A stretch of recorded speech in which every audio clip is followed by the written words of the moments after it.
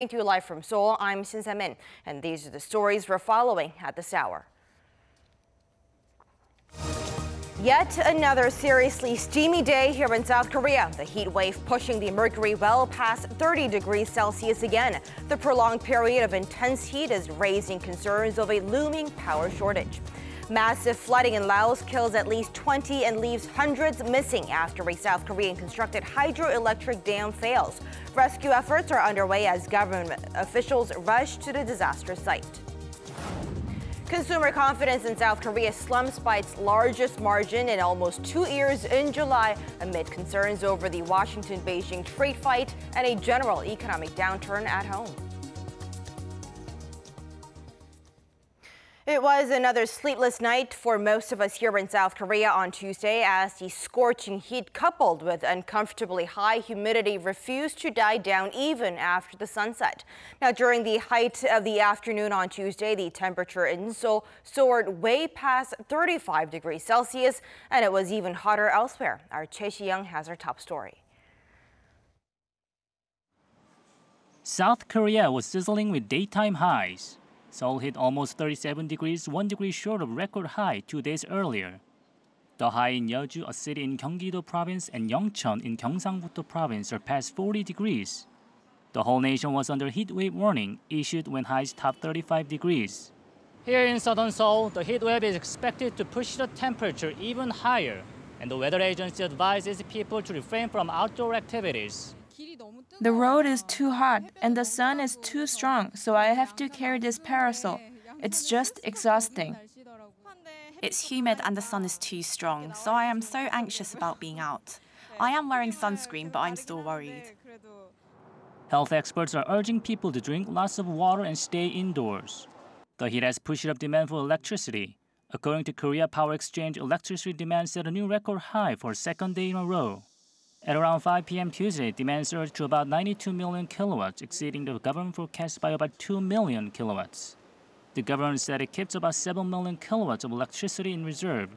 If that falls under 5 million, the government will issue a warning and ask households and corporations to save power. Choi Si-young, Arirang News. And with the stifling weather continuing in the country for days now, electricity demand is going through the roof again, raising concerns power supplies could be exhausted. The Korea Power Exchange projects the maximum load will last for about an hour from 4 p.m. today, reaching 93 million kilowatts. And if that happens, the reserve margin representing the amount of electricity generated that's not being used would fall to the 6% level. The power supply is considered stable when the margin is above 10%. And with the intense heat wave expected to stick around for at least the next several days, President Moon Jaein is calling for measures to deal with what he believes should be considered a natural disaster. Our presidential correspondent Moon Jaein has the details. The record-breaking heat wave sweeping across the nation also took grip of the cabinet meeting on Tuesday as President Moon Jaein raised the need to include heat wave in the list of natural disasters under the Act on the Management of Disasters and Safety. 장기화되는 폭염을 특별 재난 수준으로 인식하고 관련 대책을 다시 한번 꼼꼼히 챙겨주시기 바랍니다. South Korea has been under a hot spell in recent days, with daytime highs setting records every day, resulting in heat-related illnesses and even deaths. The South Korean president called on his government to swiftly draw up a crisis management manual and create basis for damage compensation. 또 식중독, 감염병 등에 대한 대책과 또 폭염으로 인한 도로 파손이나 열차 선로 문제 등에 대한 대책도 시급하다고 봅니다. The current Disasters and Safety Act defines natural disasters as situations caused by weather conditions such as typhoons, floods, droughts, earthquakes, and meteorites, but not intense heat.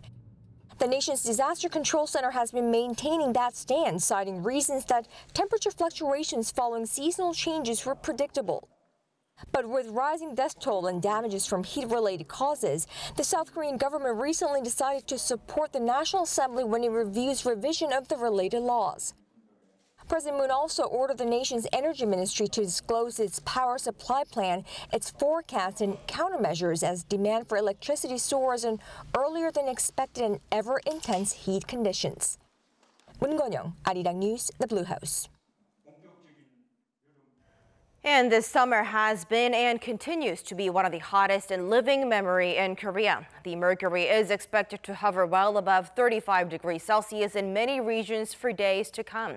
Naturally, those of us living here are looking to find some relief from the sweltering and often deeply uncomfortable conditions. Our Hong Yu tells us more. The entire nation seems to be baking in record-breaking temperatures since last week, and avoiding the sun seems to be of no avail, prompting people to seek other ways to beat the heat effectively and immediately. And the first option for many residents are the pools and water parks along the Hangang riverbanks. The weather is hot, but the pool is cold, so I'm having fun here. This outside pool at a park along the Hangang River is full with kids who are now in summer vacation. The entrance fee to this pool is less than $5, making it a popular place to enjoy the hot weather. But there are also those who would prefer to stay out of the sizzling sun completely. Various facilities like the Sports Monster theme park in Goyang, northeast of Seoul, offer a vast array of fun indoor activities for all ages. The number of visitors have increased noticeably, especially during the past week when temperatures reached their peak. It's really hot outside, but this park is indoors, so we can have fun doing different things in a cool area.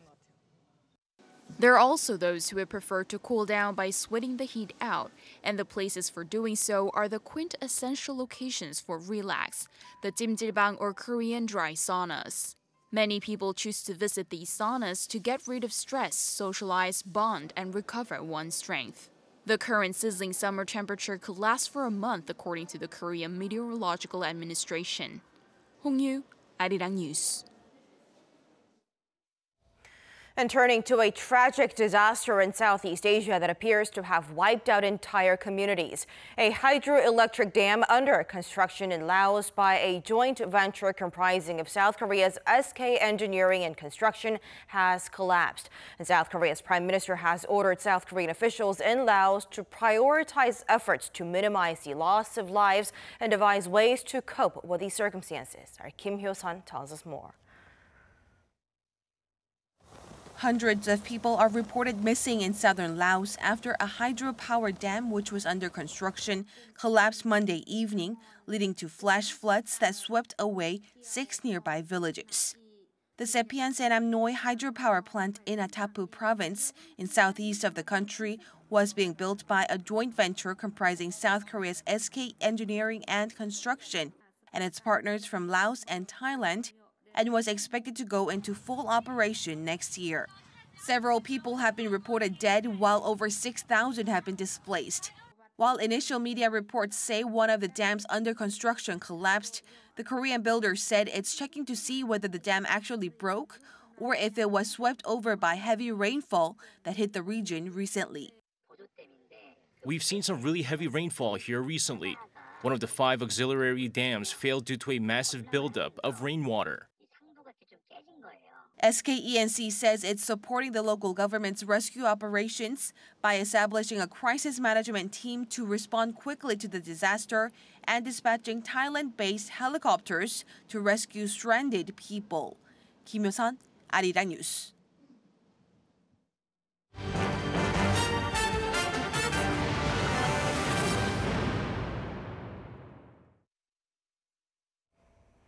South Korea's consumer sentiment fell by its largest margin in 20 months in July amid concerns over escalating trade spats and worries over the economic downturn at home. The Bank of Korea's monthly consumer confidence index plunged 4.5 points in a month to 101 in July, the lowest since April last year when the country was rocked by a massive corruption scandal that brought down the previous Park Geun-hye administration. The major sag in sentiment also comes on the back of the escalating trade spat between South Korea's 2 biggest trading partners, the U.S. and China, and the sluggish domestic employment market. China announced a mix of tax cuts and infrastructure spending as it ramps up efforts to stimulate demands and counteract a weakening economy, citing uncertainty. Now, such fiscal measures are fueling speculation that the authorities are concerned the trade war with the U.S. will exacerbate a domestic slowdown. Our Ko Ryun-hee with the details. Amid its trade war with the United States, China has unveiled new measures to prevent economic slowdown by boosting domestic demand. According to China State Radio on Monday, Premier Li Keqiang announced at a cabinet meeting that the fiscal policy will become more active and will focus on cutting taxes for companies that are spending money on research and development. The Chinese government is expected to provide tax cuts of $9.6 billion this year. In terms of the monetary policy, the cabinet said it will speed up the issuing of special bonds to finance local government infrastructure projects. The government also promised loans for about 150,000 small firms each year. Meanwhile, the People's Bank of China set the yuan midpoint rate at 6.7891 against the U.S. dollar Tuesday, its weakest since July 2017. Although some say the yuan depreciation is partially the result of Chinese policies, an economic expert says there are other external factors. And because the U.S. economy is doing so well, there's a good chance that the Fed will keep raising the interest rates. And the interest rate differential between U.S. and China would also depreciate the yuan even without efforts by China. So I think the yuan depreciation is a result of policies from both countries rather than due to just one country. This expert believes China aims to boost domestic demand and increase exports for overall economic growth. GDP consists of domestic spending plus exports. And because Chinese growth rate seems to be slowing down, it would be in their interest to increase both domestic expenditures and exports to maintain their GDP growth. The moves come during the escalating trade conflict between the United States and China, which have so far imposed tariffs on $34 billion worth of each other's goods. Ko Ryun-hee, Arirang News. The two Koreas will exchange documents at the border village of Panmunjom on this Wednesday that confirm which family members are alive or not on each side of the border. Now, this comes as Seoul and Pyongyang are preparing for the reunions of families separated by the Korean War, scheduled to take place for about a week in mid-August. Now, the two sides are narrowing down the candidates today, and they are to exchange the final list early next month. But there are still fears that North could throw a spanner in the works. This is because North Korea's propaganda websites have urged South Korea to return the North Korean restaurant workers that defected to the South back in 2016, or the family reunions may be in jeopardy. U.S. President Donald Trump is patting himself on the back after satellite images emerged that appear to show North Korea is tearing down one of its key missile sites. U.S. Secretary of State Mike Pompeo called the development, quote, consistent with recent commitments made by the regime. Our Lee Seung-jae tells us more. U.S. President Donald Trump has welcomed reports that North Korea has started to dismantle a key missile testing site in line with a pledge North Korean leader Kim Jong-un had made at their historic summit in Singapore last month. Speaking at an event in Missouri on Tuesday, President Trump hailed a recent report from 38 North, a U.S.-based website analyzing satellite imagery of the North, which assessed that Pyongyang has begun taking apart facilities at its Seohae satellite launching station. The report comes as progress appeared sluggish on plans to implement a nuclear deal reached by the two leaders in their meeting last month. Trump had vehemently denied reports he was frustrated with the pace of the negotiations, tweeting on Monday that he was very happy with how they were going. President Trump also voiced hope that North Korea will deliver on its promise to return the remains of American soldiers killed in the North during the Korean War.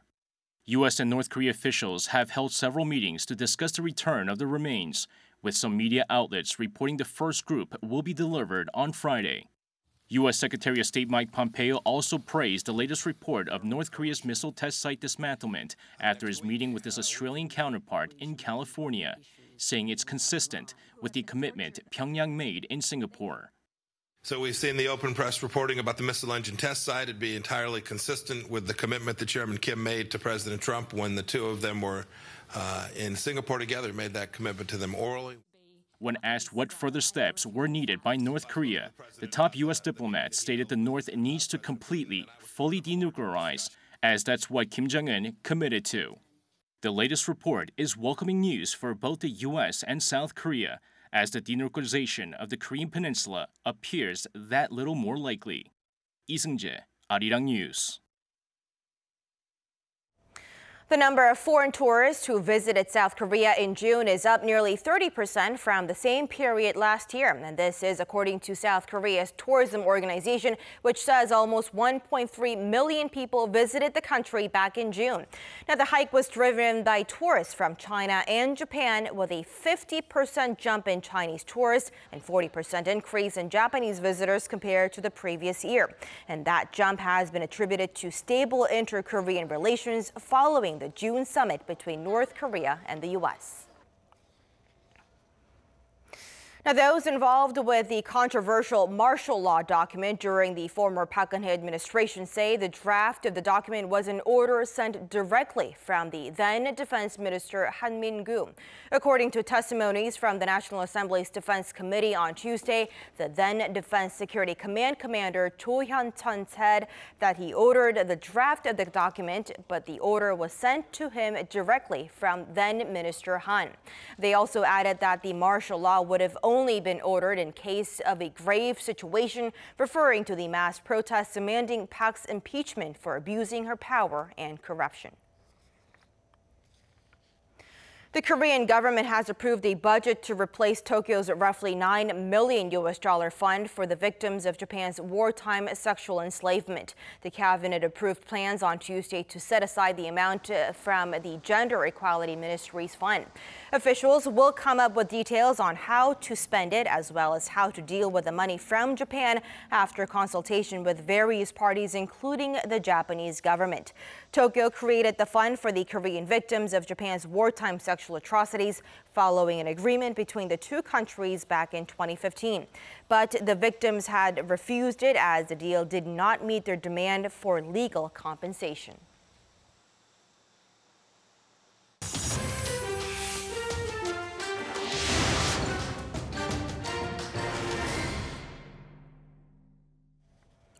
More than 70 people have been killed in wildfires that have wreaked havoc near the Greek capital of Athens. Now, they are being described as the worst to hit the country in more than a decade. Now, for more on this and other news around the world, we turn to our Do Aram at the News Center. So, Aram, what's the latest? Well, the death toll has now hit at least 74. Nearly 190 others are said to have been injured. The flames swept through the resort town of Mati at a rapid pace from Monday night local time, but the devastation became more apparent on Tuesday morning, with houses and vehicles charred to a crisp.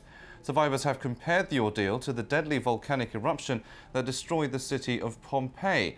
The bodies of 26 adults and children, who apparently died hugging each other, were found close to the sea, a scene reminiscent of the Pompeii disaster. Residents described how everyone was heading for the water. I took my baby and ran towards the sea, while my wife, I didn't know what happened. I think she burned herself here. The fire was chasing after us. Whoever managed to leave in time did so. The person who was right behind me when I drove to the main road did not make it. The fire took him and melted him. We ran and headed toward the sea. We fell into the sea and tried to distance ourselves to get away from carbon monoxide. We went as far in as we could. A search operation to find more survivors is underway, but officials fear the death toll could rise. Prime Minister Alexis Tsipras sent his condolences and has declared a state of emergency and 3 days of national mourning. Some of Greece's European neighbours have offered also assistance to try and contain the rapidly spreading flames. Russian hackers are reported to have gained access to the control rooms of U.S. electric utilities, potentially causing blackouts. The Wall Street Journal, citing officials at the Department of Homeland Security, reported that the attacks were first detected in 2016 and continued throughout 2017. The paper added that campaign was likely ongoing. The hackers are reported to work for a Russian state-sponsored group previously known as Dragonfly or Energetic Bear. The DHS is yet to officially comment on the matter, and Moscow has denied any involvement in hacking what it called critical U.S. infrastructure. The Trump administration has unveiled a $12 billion plan to help American farmers hit by President Trump's widening trade war with other countries. Agriculture Secretary Sonny Perdue said Tuesday the emergency aid package will help mitigate losses incurred by what he called illegal tariffs on American agriculture exports. Several countries have imposed heavy duties on U.S. goods in retaliation to President Trump's series of tariffs. These retaliatory tariffs have especially taken its toll on soybean growers. The $12 billion bailout plan includes providing subsidies to farmers and buying unsold crop. However, the plan was denounced by some Republicans who said farmers want markets for their crop, not payoffs for lost sales and lower prices. President Trump defended his tariffs in a speech in Kansas City, saying they will force countries to renegotiate trade deals with the U.S.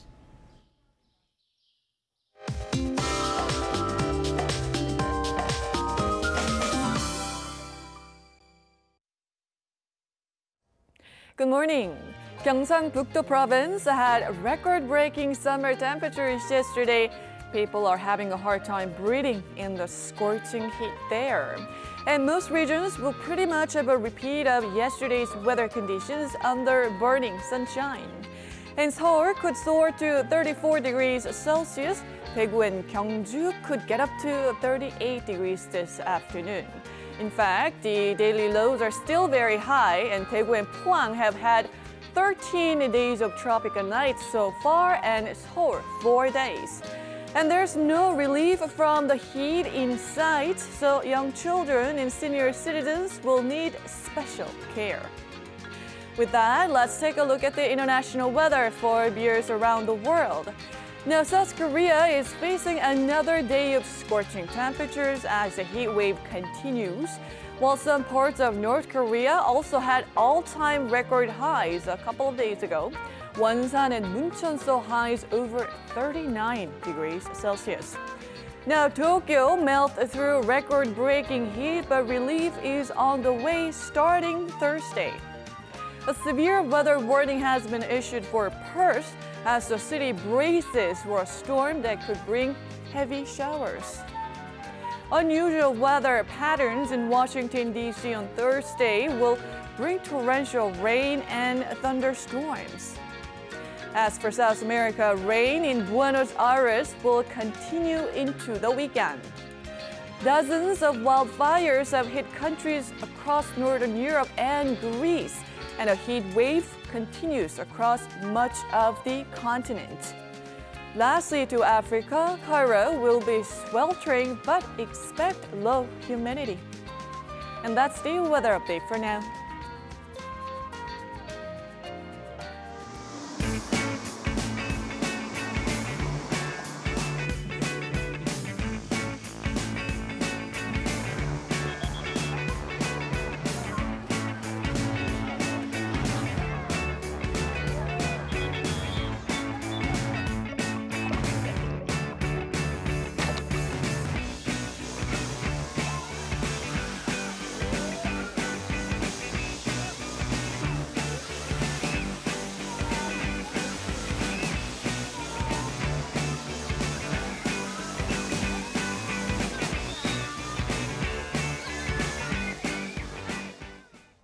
And that'll do it for us at the hour on Arirang News, but keep it tuned for more news updates coming up at noon Korea time. Thanks for watching and goodbye for now.